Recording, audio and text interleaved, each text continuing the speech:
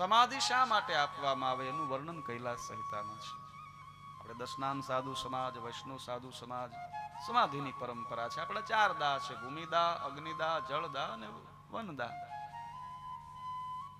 તો સ્વયં શિવ જ્ઞાની એવા વામદેવ નામના ઋષિએ કૈલાસ સંહિતાના 21મા અધ્યાયમાં કાર્તિક સ્વામીને પ્રશ્ન કર્યો છે. શિવ જ્ઞાન સ્વરૂપ એવા કાર્તિક સ્વામી એના દર્શન માટે જ્યારે વામદેવ આવે છે, વામદેવ પરમ જ્ઞાની છે, પરમ યતિ છે. એને પ્રશ્ન કર્યો છે કે એ મુક્તા યતસ્તેષા દાહ કર્મ ન વિદ્યતે મૃતે શરીરે ખનનમ તદ દેહશ શ્રુતમ મયા. વામદેવજી કહ્યું છે, હે સ્કંદ, હે કાર્તિક સ્વામી, હે ષડાનંદ, આ મુક્ત યતિઓ જે છે, સાધુઓ છે, એને દાહ અગ્નિદાહ ન કરે.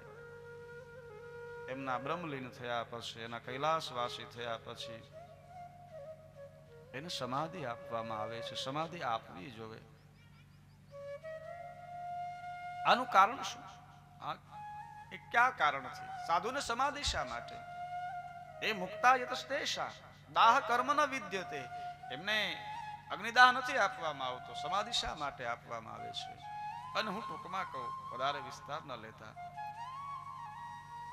અને કહ્યું છે